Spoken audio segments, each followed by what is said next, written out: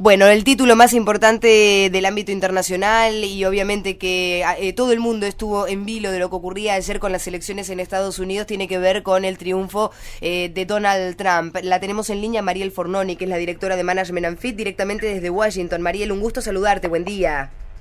¿Qué tal? Buen día, ¿cómo les va? Bien, muy bien. Bueno, ya hoy con el resultado opuesto, ¿qué hay que decir, Mariel?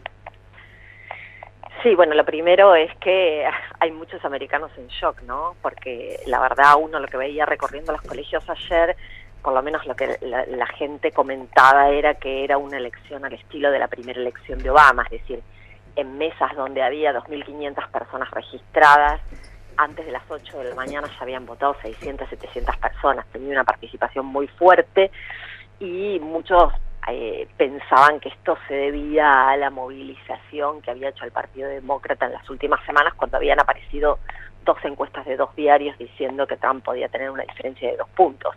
Uh-huh. Así que bueno, fue una jornada difícil, ¿no? De muy cerrada hasta llegar al resultado final. Y bueno, la verdad que es un cambio muy fuerte, ¿no? La llegada de Obama al poder, alguien que no ha tenido ningún cargo público y ha llegado a la presidencia nada menos que de los Estados Unidos, así que tampoco hay antecedentes de su gestión como para tener una idea de qué es lo que va a pasar. Evidentemente hubo dos cosas, mucho voto oculto, es decir, por ahí lo que los encuestadores siempre decimos, el insumo nuestro es lo que la gente dice que va a hacer y a veces hace otra cosa. Y en este caso hubo un voto que de alguna manera hasta el mismo Trump llamaba un voto vergonzante, ¿no? De gente que no decía que lo iba a votar y finalmente lo votó. Y bueno, y esto genera, muestra que había muchos sectores de la población que estaban insatisfechos y terminaron votando un outsider, ¿no? Alguien que en principio parecía que no podía ganar ni la primaria republicana y sin embargo termina quedándose con la presidencia. Claro. ¿No? Bueno, uno lo ve desde afuera, ¿no? Y viviendo en este caso en la República Argentina y evidentemente no conoce aquellos detalles más pequeños de un estado que evidentemente su población sabe mucho más de lo que sabe uno afuera, ¿no? Nosotros analizamos si Hillary o si Donald Trump desde lo magnánimo, ¿no? Desde la política internacional, pero evidentemente los norteamericanos, los estadounidenses han escuchado más atentamente cada uno de los discursos de campaña y cuáles han sido las promesas de campaña y evidentemente eso influye mucho más para ellos a la hora de ir y votar. ¿Cuáles son las diferencias más básicas que hubo entre uno y el otro y por las cuales los que viven en Estados Unidos han elegido finalmente a Donald Trump? Mira, yo creo que hay un tema, hay estados, obviamente, los estados del centro de Estados Unidos, hombres blancos con niveles educativos bajos, donde la globalización ha afectado notablemente sus trabajos, que el discurso de Donald Trump era muy permeable. El tema fue qué pasó en los estados que no eran, digamos, cantados para alguno de los dos candidatos, ¿no? El caso de Florida, el caso de Ohio, el caso de Wisconsin, donde, son estados que varían, ¿no? Que podían ser demócratas o republicanos y evidentemente el discurso de Donald Trump ha pregnado más.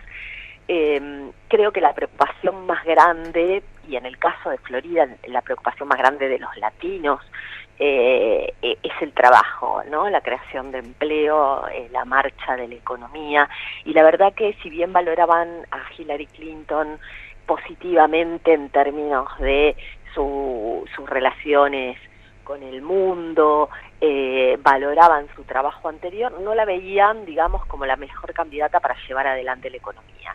Y entonces eso creo que fue un factor importante y que por lo menos en la percepción de la gente, después vamos a ver qué pasa, lo veían mucho más capaz en esa área a Donald Trump que a Hillary Clinton. Creo que pudo haber sido una de las explicaciones, más allá de que además en estos segmentos, digamos, donde su preocupación mucho también tenía que ver con el tema migratorio, la verdad que los demócratas tampoco podían ponerse esa bandera porque Obama, cuando tuvo sus dos cámaras a favor, tampoco hizo nada con una ley migratoria, entonces tampoco se veían apoyados desde ahí. Pero bueno, hay ahora muchas lecturas para hacer, hay que ver, acá son las 7 de la mañana recién, y se terminó muy tarde con esta elección, hay que empezar a ver los números y bueno, nada, pero la verdad es que fue un shock, la verdad que también el discurso de Trump, de su victoria, fue creo el más conciliador de todos los que ha dado en su campaña, ¿no? Y abogó por la unión, porque esto lo que ha mostrado también era un país muy partido. Licenciada, buen día. Daniel Temperoni, la saludo. ¿Cómo está? Un gusto. ¿Qué tal? ¿Cómo le va? Esto me suena 1989. Nadie lo iba a votar a Menem y lo terminaron votando.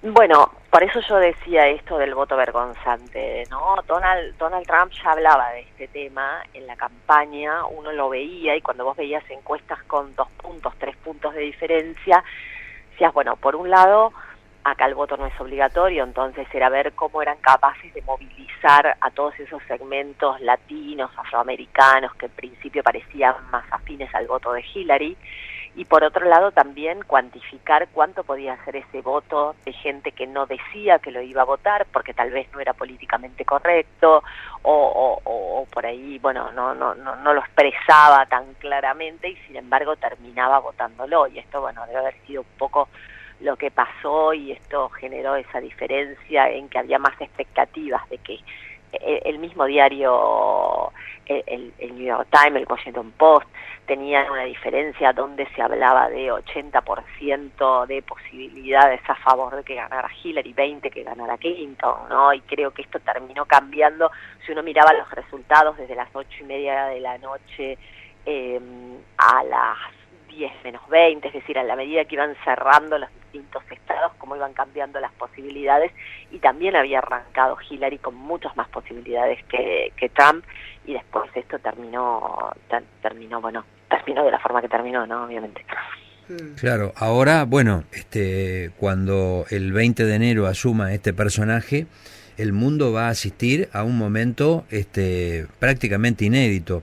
Hay que hacer un poco de memoria también, porque por ahí se cree que esto ya no ocurrió nunca en Estados Unidos, y sin embargo cuando ganó el hijo de Bush, el que vino a Mar del Plata en 2005, todos hasta el día de hoy en Estados Unidos creen que el hermano arregló lo que tenía que arreglar para que ganara en el estado en donde el hermano era gobernador, y evidentemente lo que dijo que iba a hacer terminó haciéndolo. En muchos casos no logró su cometido final, pero en definitiva en Estados Unidos hay antecedentes de personajes que llegan a la presidencia con un marco de negatividad importante y terminan su mandato, y en algunos casos logran un segundo, así que a mí no me llamaría la atención que dentro de 4 años estemos hablando de este personaje, ¿no? Sí, no, por eso, la verdad es que aparte es una incógnita también por esto, porque él no ha tenido un cargo público previamente, entonces, bueno, la verdad que por ahí lo que genera es mayor imprevisibilidad, se lo ve como un candidato poco previsible, pero como un candidato, no, como hoy como un presidente, que genera como mayores dudas y un poco la imprevisibilidad de su conducta. También podemos pensar que esto puede haber sido una estrategia de campaña donde la verdad que era impensable, ¿no? Que llegara, primero lograr vencer en la primaria republicana, y bueno, y ahora esto, ¿no? Y que esto haya sido un personaje de campaña y que después sea mucho más moderado de lo que parece. La verdad que son especulaciones, ¿no? Y no hay mucho antecedente como para ver acerca de qué es lo que va a pasar. Sí, de todas maneras, yo creo que más que esperar que este personaje actúe, porque para mí sigue siendo un personaje, por más que haya sido electo presidente de los Estados Unidos, son las reacciones que ha generado en el mundo de forma inmediata. El ministro de Educación de Israel, Naftali Bennett, ha señalado que la idea de un Estado palestino se terminó totalmente con la elección de Donald Trump, y dice este señor que vamos a trabajar de manera concreta con este verdadero amigo del Estado de Israel. Esta es la posición del presidente electo. La era de un Estado palestino se ha terminado. Es decir, la punta del iceberg de las cosas que pueden llegar a pasar a partir del 20 de enero. Sí, por eso creo que la palabra es imprevisibilidad, ¿no? O sea, no se sabe muy bien, los americanos están un poco desconcertados en relación a esto, en función de qué es lo que puede pasar con Trump como presidente, ¿no? Después de 8 años de un gobierno de Obama, donde los americanos veían más o menos hacia dónde iba. Y además, bueno, con cámaras muy a favor, con las cámaras a favor, lo cual no quiere decir que el Congreso vaya a apoyar cualquier iniciativa de Donald Trump. Acá el Congreso tiene sus particularidades, ¿no? Entonces esto no quiere decir que tenga mayoría automáticamente van a aprobar, digamos, las iniciativas del presidente. Pero bueno, es un gobierno con 2 cámaras a favor. Claro. Mariel, muchas gracias por estos minutos. No, por favor, a ustedes. Hasta luego. Que tengas buen día y que puedas descansar. Hasta luego. Mariel Fornoni, la directora de Management and Fit.